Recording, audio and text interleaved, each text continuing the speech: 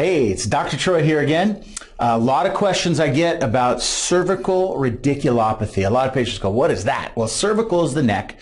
Radiculopathy means nerve pain. That's really what it means in English. And so what could be causing this?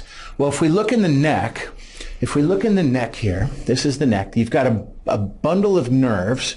It's called the brachial plexus. So the lower 3 or 4 or 5 cervical vertebrae, those nerves come off in between the vertebra.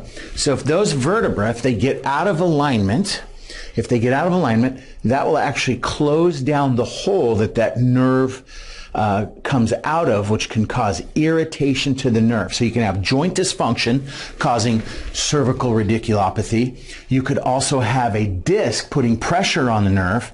You could have a bone spur, and you can also have swelling from an injury. So these things all could be predisposing factors to cervical radiculopathy. It's very rare to see tumors. It's very rare to see fractures. You're going to tend to know, hey, I had a huge trauma. There's a fracture. Those are very rare to see, but most of them are related to disc, joint dysfunction, swelling, irritated nerves. And so on this MRI I'm going to show you here, this is exactly what the patient had. You can see at C5 and C6 where we put the arrow, there's a disc bulge into the spinal cord. She didn't seek conservative care first, meaning chiropractic care or massage or physical therapy or some traction. She went straight for surgery, which was recommended by the neurosurgeon, which I understand. She got pain in her arm. But I always say, hey, let's try conservative care first.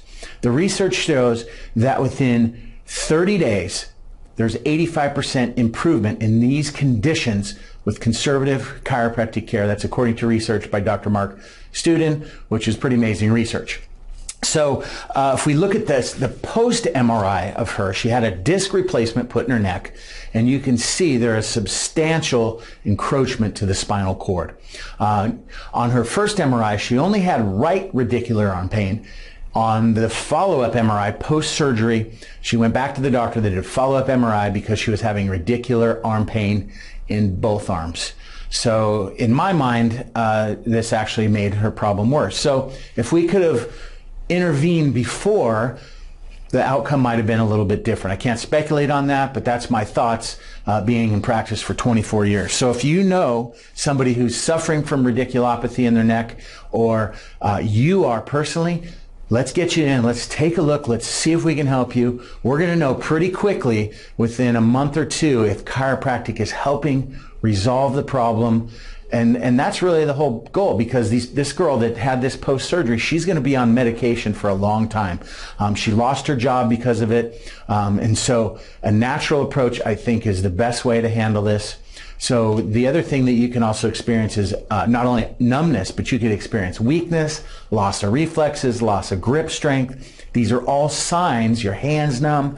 These are all signs it could be cervical radiculopathy. And many times I'll see patients that get diagnosed, they say, oh, I have carpal tunnel, when it's actually coming from their neck. So the only way to really know is to have a chiropractic evaluation to determine if chiropractic can help your individual situation.